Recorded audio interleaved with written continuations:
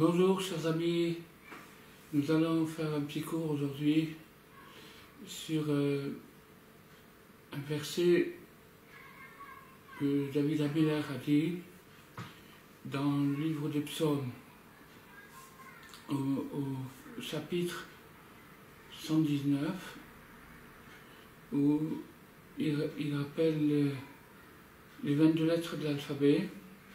Ça s'appelle Tumani Apé, les huit visages. Ça explique des choses très profondes d'après la Kabbalah, comment les lettres ont un visage, un intérieur. Mais le roi David a dit comme ça: Mais oivai techakmeni. Aide-moi, enseigne-moi de mes ennemis. Instruis-moi par mes ennemis. Alors, on va poser une question historique et on va se demander, on va se dire que le peuple juif n'a pas connu d'ennemis plus acharnés que les Allemands. C'est pendant la Deuxième Guerre mondiale. C'est certainement l'acte collectif et durable qui a été le plus tragique dans l'histoire du peuple juif. Alors, comment on peut appliquer la parole du roi David dans ce cas-là et dire: mais de ceux qui m'en veulent, de ceux qui sont mes ennemis, ils m'en veulent, ils veulent que je n'existe plus. Terakmeni, assagis-moi, donne-moi de la sagesse. Qu'est-ce qu'on peut apprendre de bon? Qu'est-ce qu'on peut tirer de valable dans une situation pareille? Alors, la réponse, c'est que, historiquement, quand les nazis ont décidé d'appliquer la solution finale et d'exterminer le peuple juif, ils ont eu l'idée de le faire à partir d'extermination à partir du gaz. Le gaz, le cyclone, qui devait être un gaz mortel, qui était arrangé dans ce qu'on appelle des chambres à gaz, mais qui en fait étaient déguisées en douche, et les gens entraient, ils étaient asphyxiés par ce cyclone, et comme ça il y a des millions qui ont été exterminés par ce moyen-là. Alors, la question qu'on peut se poser, c'est pourquoi est-ce que les Allemands ont choisi ce moyen pour perpétrer le crime? Alors c'est là où on va trouver une façon de s'assagir, de s'enrichir, quelque chose d'extraordinaire. Mais instruis-moi, assagis-moi par mes ennemis. Quand je vais voir quelque chose de négatif, je dois être capable d'en tirer du positif. Il ne s'agit pas de justifier quoi que ce soit, il s'agit d'extraire de cette situation un point positif. Alors, la réponse est très simple.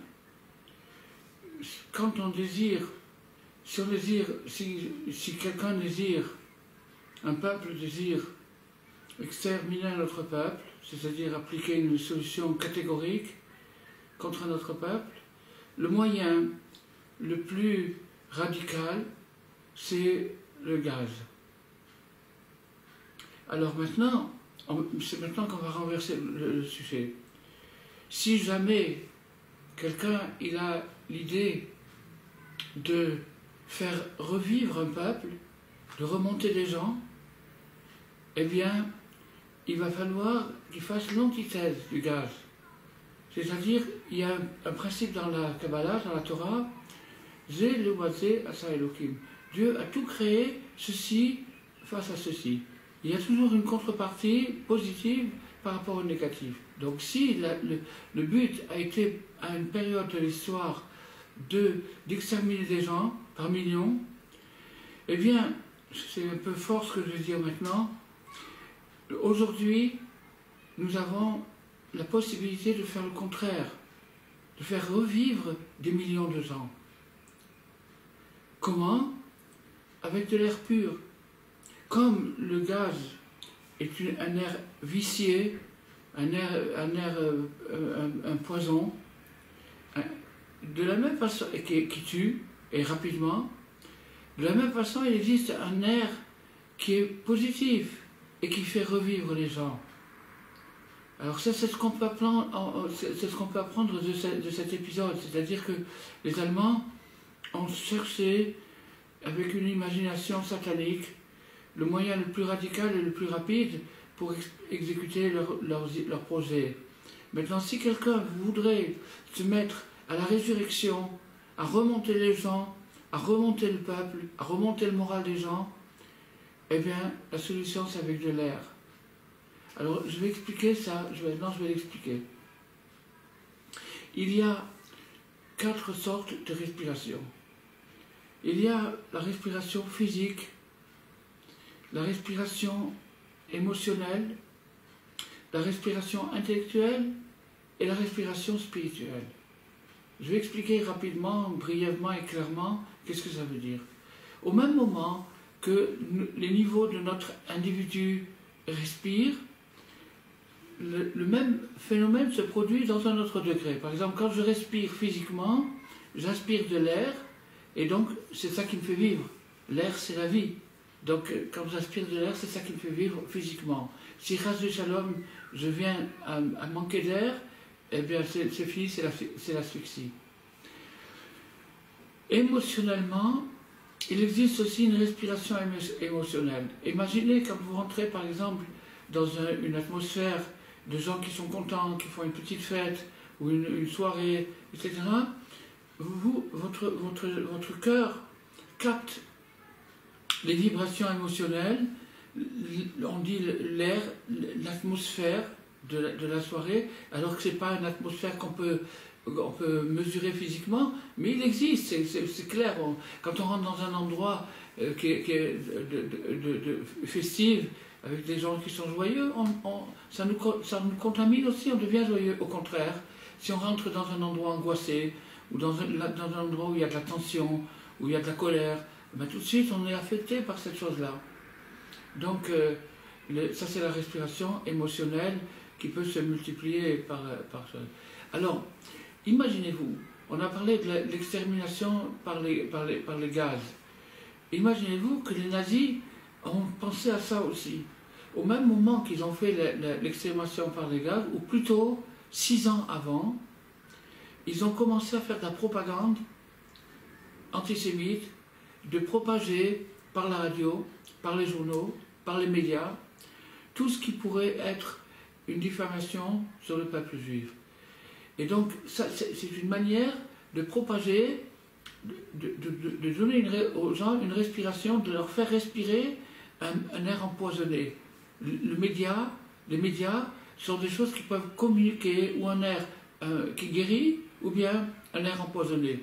Et dans le cas des Allemands, c'était un air empoisonné fait par Goebbels et sa compagnie, qui consistait à dénigrer le peuple juif aux yeux des populations européennes.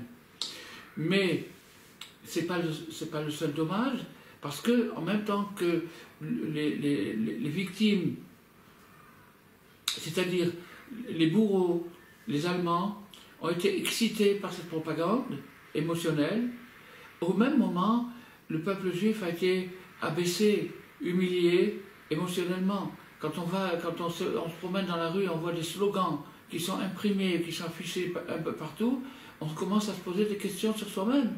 Alors c'était le double effet du cyclone émotionnel. Après ça, nous avons l'intellectuel. Alors, il y a des fois des choses qui échappent à l'émotionnel. Il y a des gens qui contrôlent leurs émotions, qui ne se laissent pas embobiner par de la propagande Jean Goebbels, la propagande. Mais des gens qui réfléchissent, ils se posent des questions. Alors pour ça, il y a le cyclone intellectuel. Quel est le cyclone intellectuel? L'idéologie. L'idéologie nazie est basée sur le livre de Mein Kampf, et qui est le livre de base de cette opération, mais qui a connu d'autres volumes avant ça, et particulièrement par Martin Luther, qui a écrit un des premiers ouvrages antisémites en 1500, et d'autres successeurs. Et donc ça, c'est le patrimoine culturel et littéraire du mouvement nazi. C'était tous ces bouquins qui ont circulé par millions d'exemplaires. Et donc, le bouquin, qu'est-ce qu'il a, quelle supériorité négative est-ce qu'il a par rapport à la propagande émotionnelle? Ben parce qu'il donne une justification.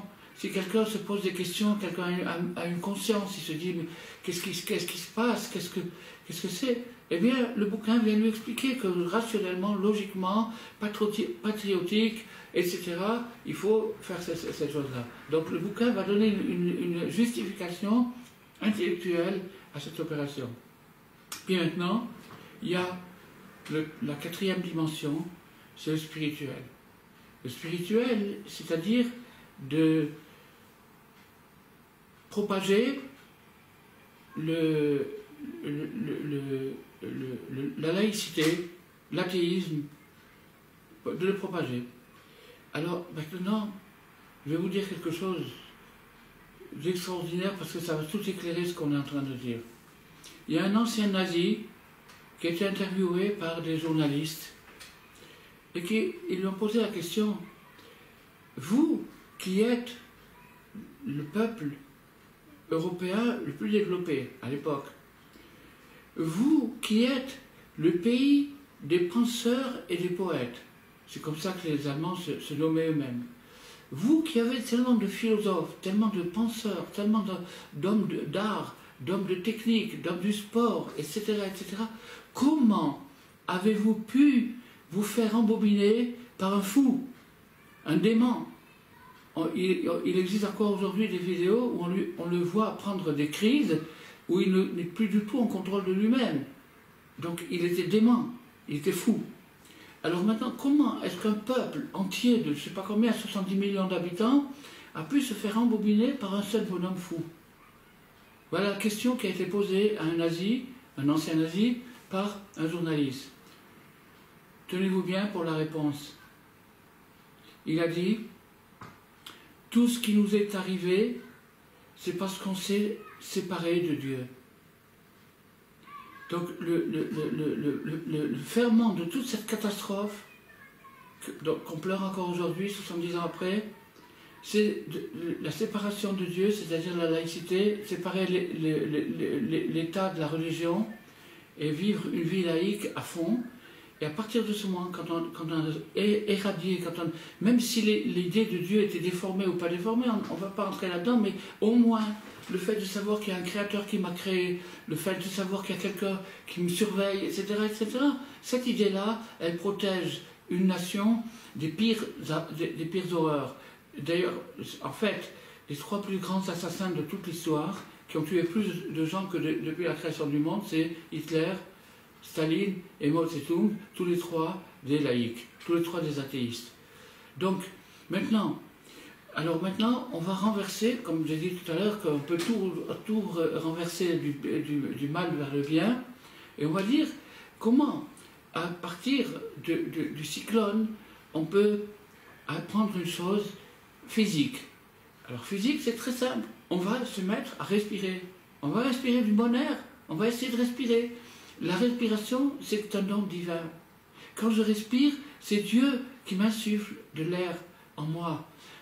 Il insufflant dans ses narines un souffle de vie, un souffle parlant. C'est Dieu qui me fait respirer. Et sachez une chose, comme c'est écrit dans les livres, que l'air n'est pas quelque chose d'inerte et de mort et de chimique. C'est quelque chose de vivant, c'est quelque chose de pensant, c'est quelque chose de conscient, c'est Dieu lui-même.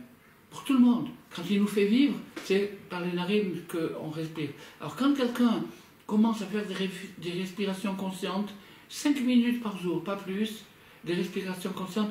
Il y a une fois, il y a un bonhomme qui m'a demandé, c'est très bien, c'est très beau, la respiration, vous m'avez convaincu, mais c'est tellement dur, ça a l'air tellement facile et c'est dur. Essayez de faire 5 minutes par jour de respiration, vous verrez que ça pèse une tonne. Comment c'est possible? Alors, je lui ai répondu comme ça. Dans chaque homme, il y a un bon côté et un mauvais côté. On le sait tous, on ne peut pas le nier. Le mauvais côté, il se trouve du côté gauche. Dans le côté gauche du cœur, il y a un passager clandestin qui n'a pas de bonnes intentions et dont le but, c'est de me détruire. J'ai un esprit destructif en moi, je le porte en moi depuis ma naissance, et si je ne me bats pas avec lui, ben il aura gagné. Donc ce côté destructif, il ne veut pas que je vive, il veut me supprimer. Et maintenant, vous voulez en plus qu'il vous aide à respirer, il ne vous aidera pas à respirer, il faut se battre avec lui, se battre d'une manière gentille, 5 minutes par jour. Alors quand on fait 5 minutes de respiration par jour, on commence à acquérir une conscience respiratoire. On commence à se rendre compte du miracle qui se produit à chaque instant, le miracle de la vie. C'est Dieu qui me fait vivre. Alors, maintenant, au niveau le plus simple, je suis en train de parler vraiment au niveau le plus simple, quand quelqu'un prend sur soi de faire des bonnes respirations tous les jours, 5 minutes, après il peut aller jusqu'à 7 minutes, 10 minutes, un petit peu plus, mais restez dans cette chose-là, 5 minutes tous les jours, et vous allez voir que votre vie, elle va changer. Parce que, de la même façon qu'on détruit des gens avec du cyclone, on reconstruit des gens avec de l'air pur. Avec de l'air, en respirant, tout simplement. Alors, ça c'est la respiration émotionnelle. Excusez-moi, la respiration physique.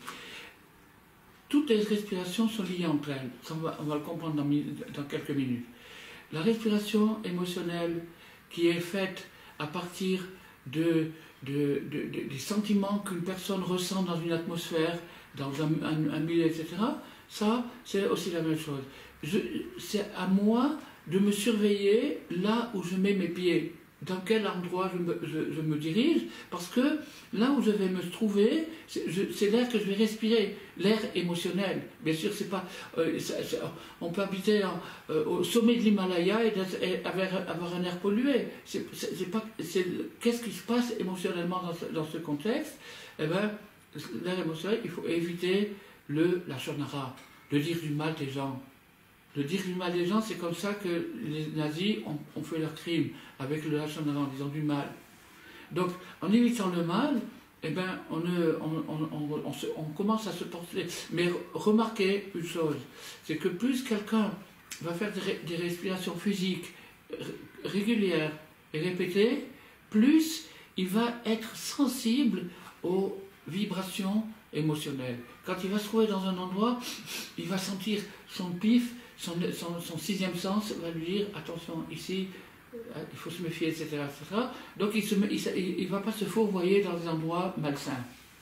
Après, vous avez la respiration intellectuelle. Bon, ben, ça, c'est les médias, c'est la littérature, tout ce qui est proposé à la jeunesse et pas moins à tous les âges. Des bouquins et des bouquins et des bouquins et des bouquins. D'ailleurs, il y a des bouquins aussi sur la respiration. Alors, je vais vous dire quelque chose. Qu'est-ce qu'on fait avec les bouquins sur la respiration? Alors, il y a toutes sortes, il y a des bons, des moins bons, etc. Mais, excusez-moi l'expression, j'ai quand même pas mal cherché dans ce domaine, et je me suis rendu compte qu'il manque quelque chose.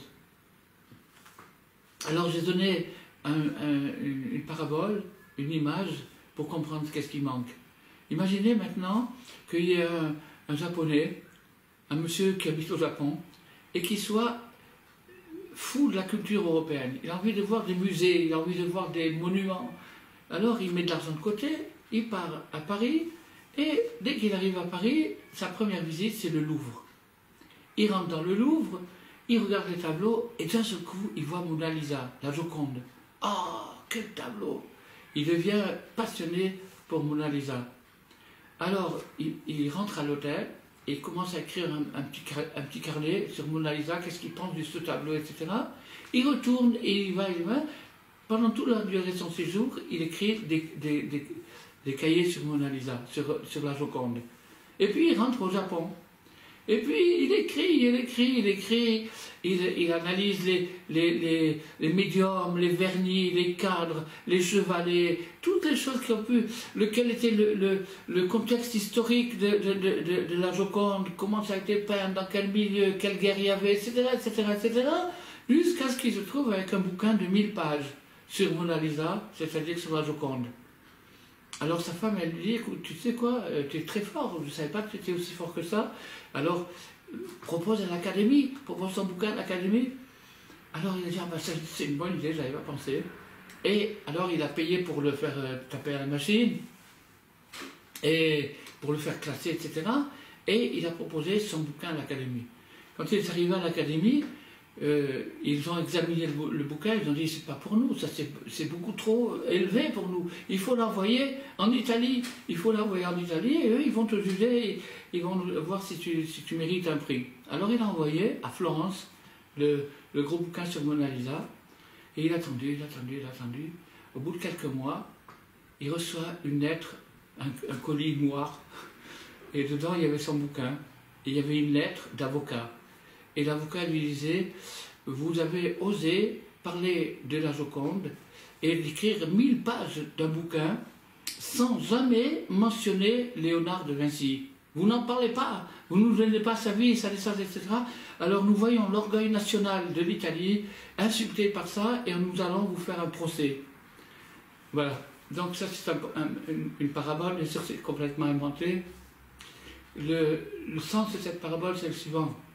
C'est qu'on parle de la respiration, on parle des diététiques, on parle de ceci, on parle de cela, on oublie de parler de l'auteur. Dieu, c'est lui qui nous donne à respirer, c'est lui qui nous donne à manger, c'est lui qui nous surveille, c'est lui qui... Il n'y a pas de système autonome, nerveux autonome, tout est surveillé par lui.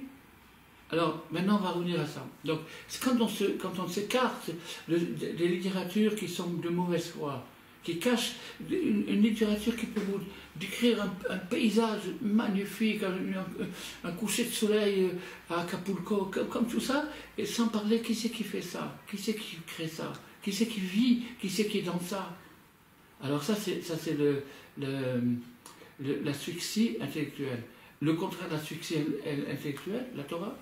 La Torah, allez, on lit encore des morceaux, et petit à petit, on prend conscience de la présence de Dieu dans toutes les choses, dans le manger, dans l'air qu'on respire, etc., etc.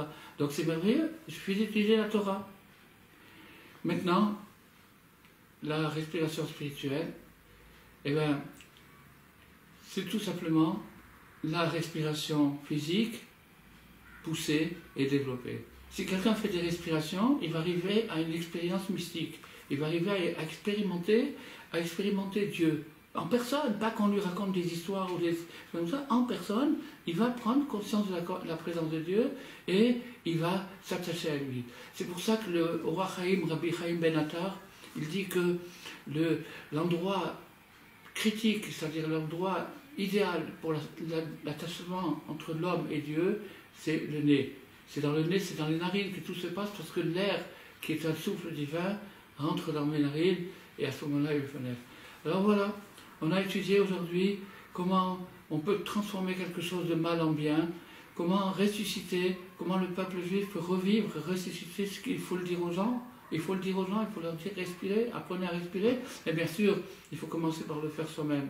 Donc, je vous souhaite à tous et à toutes un bonheur de